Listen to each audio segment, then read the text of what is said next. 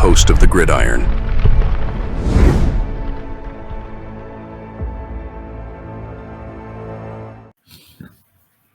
So there was an article here that talked about bridge quarterbacks or bridge options for the Giants in 2025.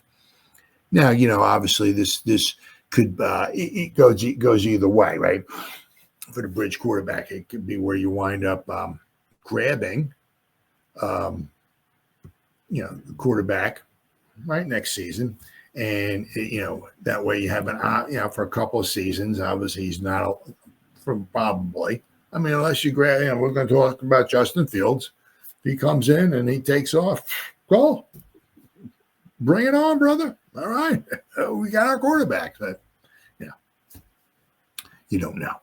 But, I mean, you bring the quarterback in, and whether or not you get a quarterback in the draft next season or not, we'll have to wait and see. Obviously, I think right now the Giants have the number one pick. Still got 5 games to go. Long way to go. Anything can happen. You win a game or 2 or something like that, right? You go from pick number 1 down to pick number 10 or whatever. You know what I mean? So, but once again, we got a long way to go. It'll be a tough game. We got so many banged up players. We can't stop the run, and they got Alvin Kamara. So it's not gonna be easy against the Saints. But said you have a lot of options at quarterback going into next season. And I said whether you get one of these bridge quarterbacks, right, and you draft somebody that way you put the bridge quarter. Just talking about Justin Fields. So if somehow we were able to get Justin Fields, right? Dude, Justin, you're the starter. Okay, go get him, Tiger. And the other guy's on the side, whoever, if we draft Sanders or whatever or something, he's on the sideline and, might sign Fields for 2 years or so, right? Until Sanders is ready. Then you put Sanders in there, but then you still got Justin Fields to back him up. Cool. Sounds good to me. Or, if you say, once again, you get Fields, right? If you don't get yourself a quarterback next year, I mean, because you look, if you win a couple games and now you're picking 6th or 7th or something like that, and Ward and Sanders are gone before they come to you, get to you, and if you're not thrilled to death with Milrow, right? So maybe you can take a quarterback in one of the later rounds, right? But then you're going to wind up using Fields, right, as he's your main guy, right? And then hopefully maybe in the 26th draft, maybe you'll get somebody. Right, but so we got some bridge quarterbacks here to talk about. 6 bridge quarterback options for the Giants. There are some intriguing players who might be available. Whether or not the Giants are able to select their quarterback of the future in 2025 NFL draft, they will need a bridge quarterback to hold down the fort, or at least a veteran backup option. With apologies to fans of Drew Lock and Tommy DeVito, right now it looks like neither of the Giants' current starting options is the answer. So here are a list. They got 6 guys, but they talk about a 7th guy in here. So I'm going to go over the 7th guy as well, too. The first 5 are pending free agents. Jameis Winston. Now, I mean, I said this before. Now, I don't break down film and stuff like that, but you watch the games and stuff like that. Jameis can throw you into a game. He can also throw you out of a game. I mean, the guy can throw the ball. The guy can complete passes. The guy can throw touchdown passes. The guy can throw for a lot of yards, yada, yada, yada, yada, but he can also throw pick sixes, interceptions, and stuff like that. Like he did the other night. So Monday night's performance against the Denver Broncos was everything. He threw for 497 yards and 4 touchdowns, including a 70-yarder. He also threw 3 interceptions, including 2 that turned into pick sixes. This was the full Jameis Winston experience. Yep, that's him.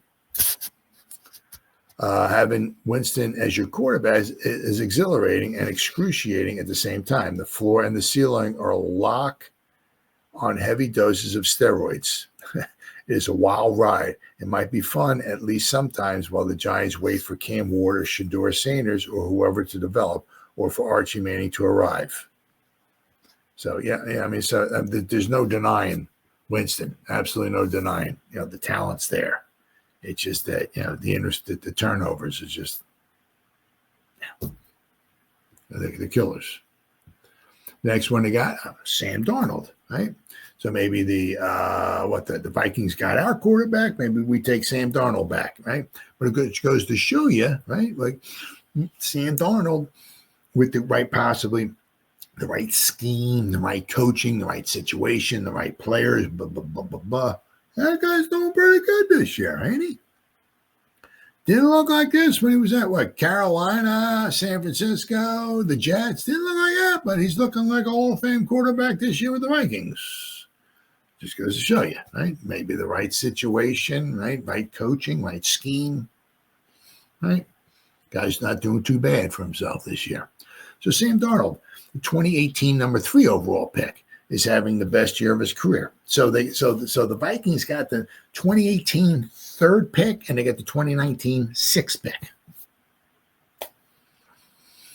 And because he's the bridge for J.J. McCarthy now, I mean the kick right square and the cojones could be like if they were to let Sam Darnold go, and then they bring McCarthy in, and it's like, it's not that good. We had somebody who was good, and we just let him go. Oh man, so.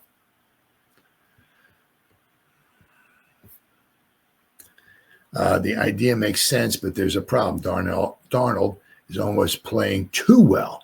He has a career-high 23 touchdown passes, career highs in passing rating of 102.5, QBR at 56. He's just 77 yards from a career high in passing yards, which he will get in the first half of this week's game.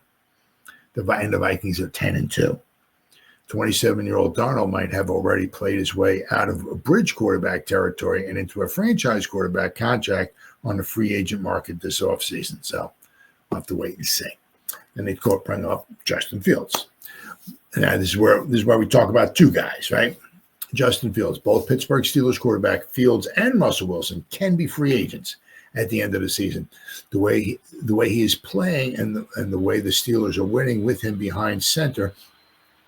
The person who wrote this article says, I have to believe that Pittsburgh will sign Wilson to a multi-year deal after the season's over with. So, obviously they'll have the first shot at signing Russell Wilson, right? You also, Wilson, I don't know, whatever. He came here and we couldn't, just think if we had Russell Wilson. I'm not saying he may be the best quarterback in the league, but, we had Russell Wilson. Russell Wilson was in the house for the New York Football Giants, and he left without a contract. And he's doing pretty good with Pittsburgh. So, imagine if something happened. Of course, you don't know what happened, what the contract was, the problem, what the problems were, right? But Russell Wilson was in the house, and then he left the house, and that was with Pittsburgh. So, obviously, the way they're going right now, the way they're looking, that was their biggest problem, right? Early on, they were winning games like 2-1, 1-0, 3.5 to 2.5. They were, they needed a quarterback, right? They lost the game I went to. My son and I went to. We went out to Pittsburgh. My son's a Cowboy fan, so we saw the Cowboy game. Russell Wilson was on the sideline. Yeah, Justin Fields. I think they scored 17 points. Yeah, Wilson comes in, and now they're putting up some points. So that was the biggest problem. So Wilson's got them going. They got the defense. They just need to put some points up on the board, and that's what they've been doing with Russell Wilson there. So it'd be really. You think Pittsburgh and you think defense, right? Just kind of right. And you got Tomlin there. Tomlin doesn't have losing seasons, right? So basically, what their problem was they needed a quarterback that can move the ball consistently and get some points. That's what they were lacking in the beginning. They had a lot of low-scoring games that they were winning, right? But now they're putting some points up on the board. So it would behoove the Steelers to throw some money, some do-re-mi at Russell Wilson if they can. I don't know what their salary cap situation is, but it looks like Russell Wilson is the better option for the Steelers than a Justin Fields, right? So, I mean, Justin Fields, could come available. It says when Fields was with the Bears, readers used to ask, who wrote this here? Oh, Ed Valentine. Okay. Readers used to ask me, meaning Ed Valentine, about the idea of trading for Fields to replace Jones. I was against that at the time because of his rookie contract and the idea that the Giants would have quickly faced a fifth-year option decision. None of that is in play now. Fields will likely never justify the Bears swapping places with the Giants, right? Remember, we got Kadarius Toney out of it. He is inconsistent. He is an inconsistent passer. And while Pittsburgh was 4-2 under his stewardship, as I said, they were winning games like 2-1. Yeah, they weren't scoring a lot of points. The Steelers are clearly better with Wilson running the show. Still, Fields will just be 26 years old. He has 44 starts under his belt. He has raw athleticism and ability. Yes, he does. He might still be one of those guys who, if he hits the right circumstance, like maybe a Dable, right, can become more than just a bridge quarterback. A career low 0.6 interception percentage rate and a career high 93.3 passer rating this season shows Fields might be trending in the right direction. Jacoby Brissett. Perhaps nobody in the NFL does the journeyman backup quarterback, bridge quarterback role as well as Brissett. The 32-year-old filled that role for Drake May this season with the Patriots. He has been with the Patriots twice, Indianapolis Colts, the Dolphins, the Browns, and the Commanders. He has 53 starts in his 86 career games and has been a full season starter 3 times. Brissett is what he is, a good backup or adequate placeholder. He fits the description perfectly. Yes, he does. Marcus Mariota. 2015 first-round pick by the Titans, the 31-year-old Mariota has been a full-time starter just once in the last 5 seasons. He went 5-8, 13 starts with the Falcons in 2021. Mariota now has been with 5 teams. He has 74 starts with 92 NFL regular season games. He still has mobility and can be used in the quarterback run game, something Brian Dable would appreciate if Dable is still the head coach.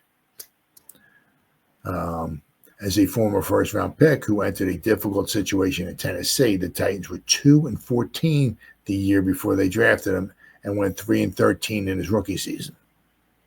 Mariota has the perfect experience to help guide a rookie quarterback through the NFL transition. Yeah, obviously, Mariota is not nowhere near a long-term solution. Then they have the wild card. You like that, huh? Kirk Cousins. There you go, Captain Kirk of the Atlanta Falcons. He would be 37 next season.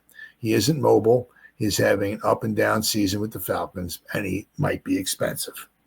Cousins, though, also seems likely to be available. The Falcons drafted Michael Penix Jr., number 8 overall, and it seems inevitable that the mediocre Falcons, who are 6-6, turns things over to Penix eventually, maybe even before the year is over. Yeah, I could certainly see that. If they're like, 6-9 and out of the playoffs, right, and they got 2 games to go, I think we might hand the keys over to Penix, let him get some playing experience. The Falcons might be looking to move on from Cousins after this year.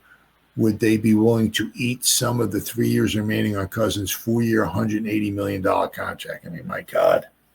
Jeez. That's I can't see the Giants bringing Kirk Cousins in here for like whatever the hell it was, $40-something million a year. It's like, wow.